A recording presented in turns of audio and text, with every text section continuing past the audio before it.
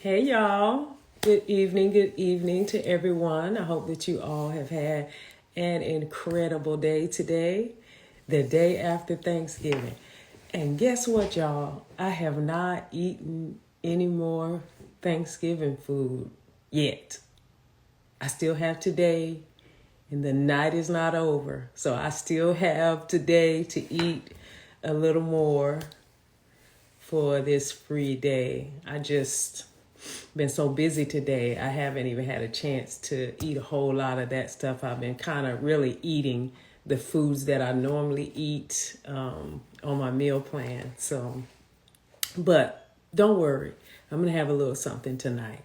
So anyway, come on in if you're out there and you follow me. Jump in with me tonight. I'm excited actually that I don't have to rush off or be as quick as I was on last night. This is day number 12. Last night I talked a little bit about yes you can. I think it was maybe less than 4 minutes, but I just wanted to get that off of my chest. It was on my heart to get that out for whoever it was for. But tonight, day 12 of going live, I want to talk about leaders staying calm under pressure. Staying calm under pressure. And I want to start it out with this story. It might be familiar to you. You may know about it. There's even a movie that came out about it. But this Captain Sully, they called him, but his name is Sullenburger. He landed aircraft on the Hudson River, and he remained calm. He maintained his ability to be decisive, but he was calm under pressure. And so this happened in 2009. Captain Chesley Sullenburger, he safely landed that plane on the Hudson River because what happened was his engines were struck by birds. So both his engines were disabled. Can you imagine that? Talk about pressure. Anybody had any pressure in their life? I'll say in the last week, in the last month, in this year, have you had any pressure? I have had some pressure. And pressure, if you don't handle it just right, you might make a decision that would be to the detriment of the people that you are leading. And I think about Captain Sullenburger and how he had to remain calm. He had to make a decision. And him landing that plane on the Hudson River not only saved his life, not only did it work that he was calm and that he was able to make the decision and didn't panic, it saved his life and the 155 passengers that was on the plane with him. Hey, Dr. T, so good to see you on. And like I said, if you don't know what I'm talking about, you can either look it up, Captain Sullenburger and his Hudson River landing, or if you really just want some drama behind it, go and find that movie. I'm sure it's probably on Netflix or probably any of the networks. It's a pretty good, not a bad movie, and you'll see what happened with drama added to it. But I can only imagine the pressure that this captain had to land this aircraft, and at the same time with the hopes of keeping everybody alive. And so what I take away from that story is, for leaders, we must remain calm under pressure. And we have to make decisive choices, sometimes on a dime. And watch this. We got to be prepared to take responsibility for the outcome. I know we all want to be the one to lead, to be the one to make the decision, but we also have to bear the burden of the outcome, good or bad.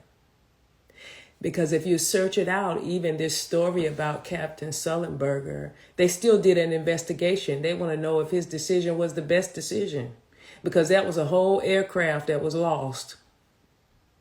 155 or 56 lives were saved, but an aircraft was lost, and they did an investigation to determine if his decision was the best decision. And sometimes as leaders, we have to be able to remain calm under pressure while maintaining decisiveness.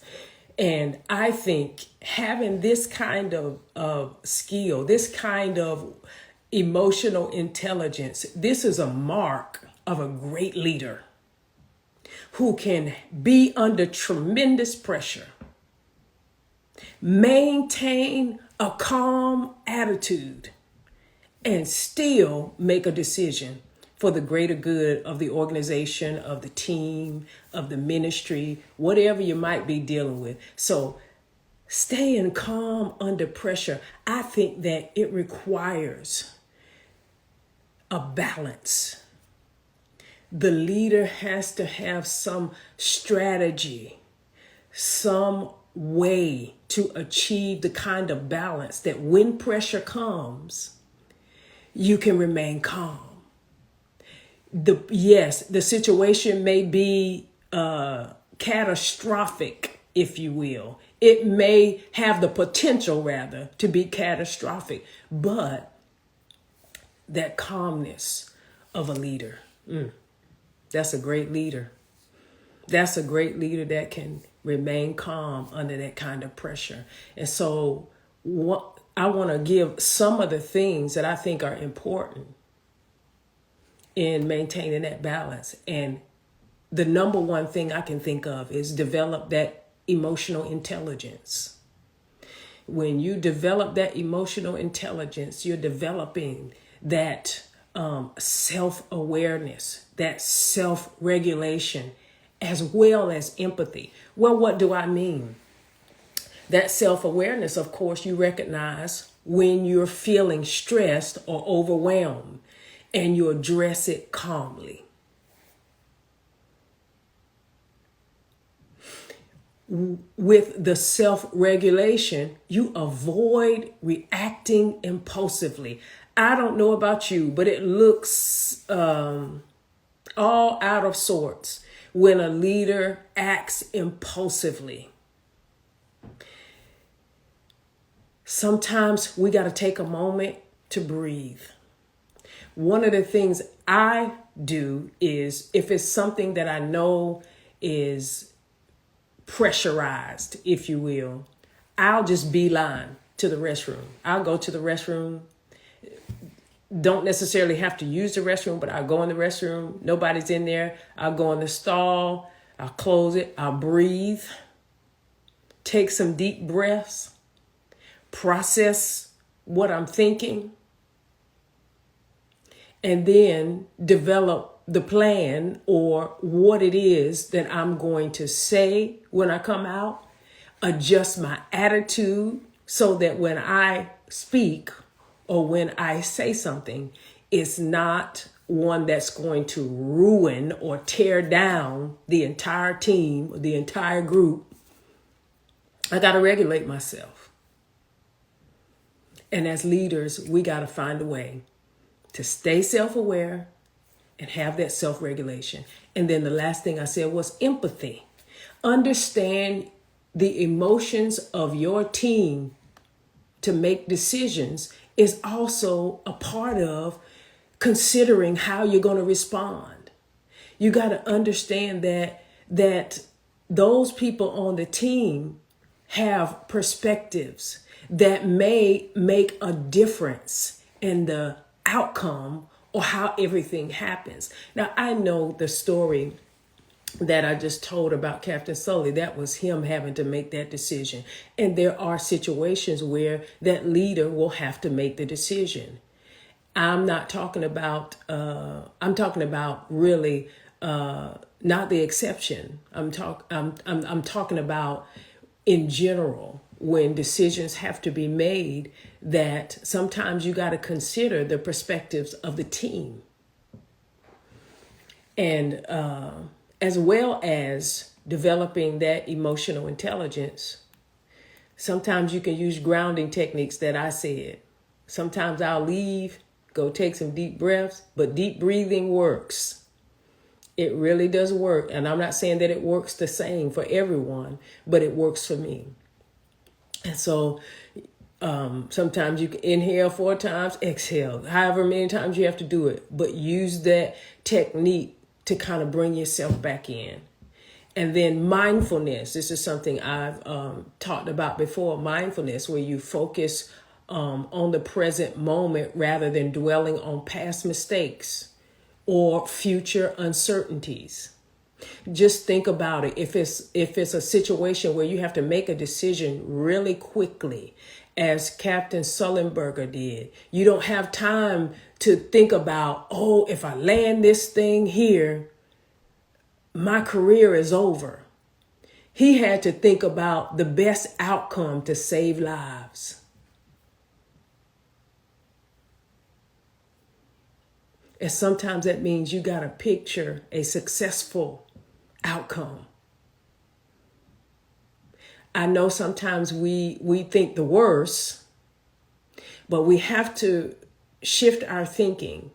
We have to renew our minds to the point where we picture a successful resolution, a successful outcome, and not always the worst.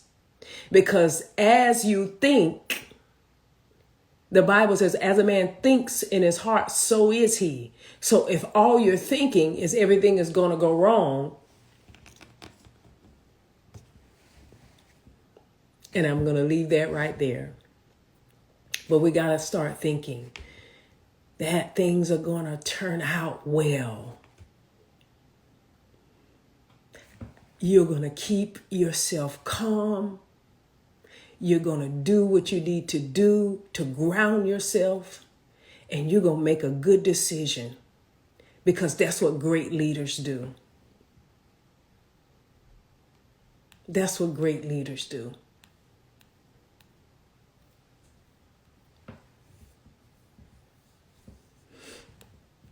The last thing I want to do is talk a little bit in detail about some of the exercises that you can do to kind of ground yourself. Because remember, the goal is, whenever you are developing that emotional intelligence, the goal is self-awareness and self-regulation. And sometimes you can do that by journaling. You can do that by writing down how you really feel. Writing down how you feel, or your emotions, how they influence your decisions.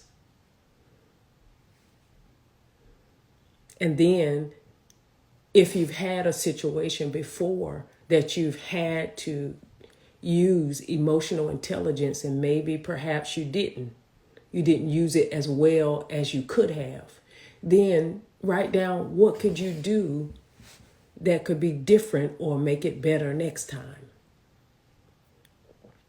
I just believe that leaders have tremendous opportunity to be able to influence, to be able to encourage, to be able to empathize with the mission, with the people that they're serving, and with the situation that they're dealing with at the time, so that they can demonstrate to the team that great leaders remain calm under pressure.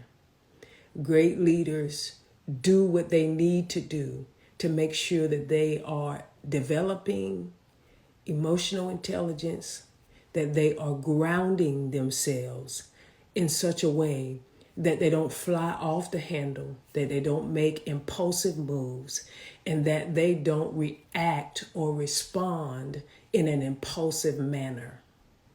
And so my question for you tonight is actually a couple of questions. What else? First question, what else can leaders develop in order to remain or stay calm under pressure? What can they do? What can they utilize? If you could think of anything that a leader could do to help them stay calm under pressure.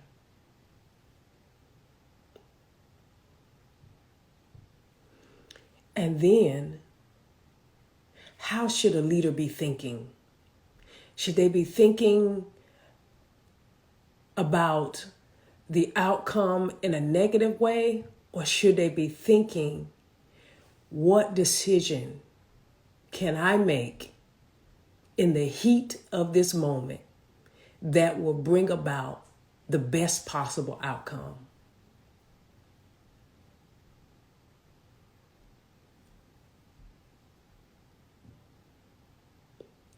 I'll tell you that one of the probably best things I would do is rely on the team. Sometimes when we have a lot going on as leaders, we think we got to take the weight of the world and put it right on our shoulders. But sometimes we got to rely on the team. Sometimes the team's going to have to take some of the tasks. Sometimes the team needs to take some of the lighter tasks so you can focus on the big problem. Also, seek input. Consult the team. There is nothing wrong with getting input from the team. The team, the ones who are on the ground, probably doing the majority of the legwork for the organization or for the project, those are the ones to get input from. They may know how to solve a problem that you don't even have to waste time solving. Seek input from the team. And then, of course, communicate clearly. Keep the team informed about the situations and the next steps to maintain the attention and the morale of the team. You don't want them guessing, saying they don't know what they're supposed to be doing or they don't know what's next. You want to be clear with the team. Make sure that you are clarifying situations and that you allow them to be able to know the direction that you're going. It's going to keep the morale up. So, a couple of questions that I asked. What else can you do? I said rely on the team. If you could think of anything else that you can do to help you stay calm.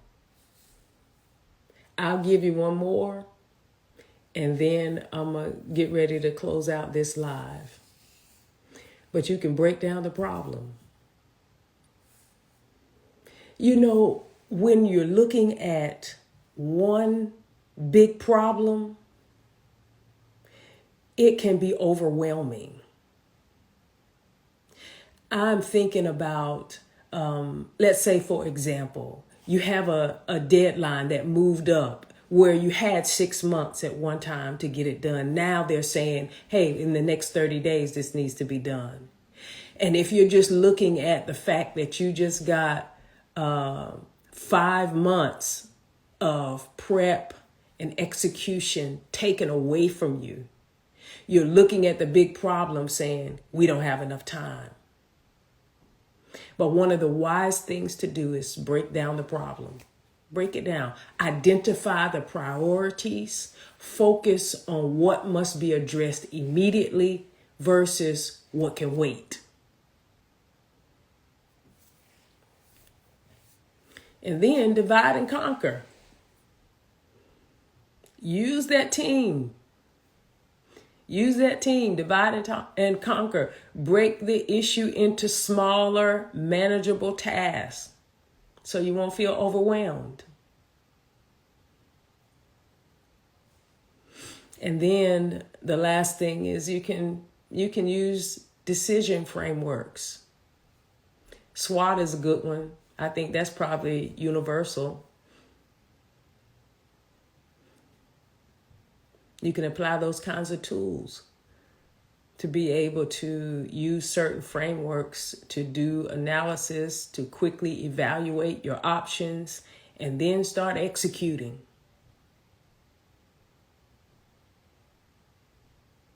But the goal is that the leader remains calm under pressure. You're going to make better decisions. You just may do what Captain Sullenburger did. You'll make sure everybody comes out okay. The mission is okay, the goals are met, and everything that needs to be accomplished gets accomplished. Staying calm under pressure. You know, I found out that staying calm under pressure, it doesn't just apply in positions of leadership or with leaders. It applies in anything in our lives that we're dealing with. We want to make sure that we are calm under pressure. If you do the research, so many things just historically, recently, and a long time ago, things happen quickly and things have happened tragically when the leader is not calm under pressure.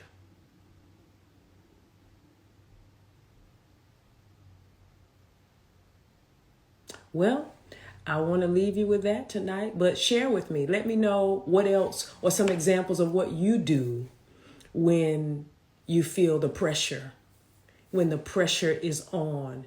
How do you handle your pressure? How do you stay calm under pressure? What do you do?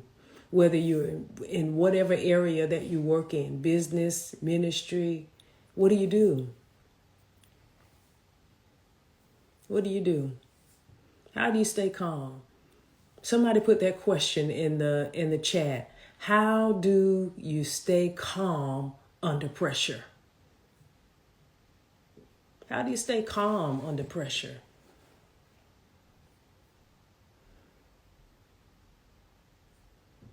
I'd like to know. What do you do? What are your strategies? How do you employ your emotional intelligence?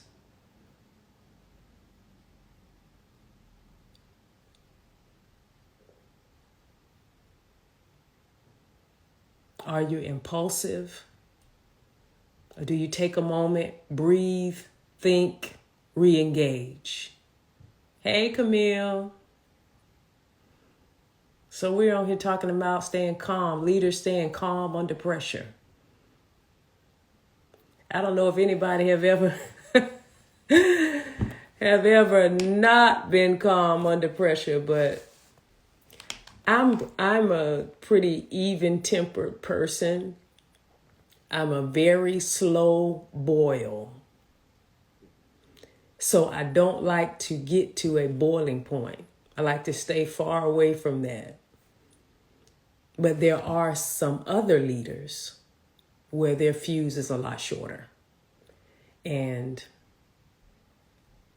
that's why I'm asking, how do you handle pressure?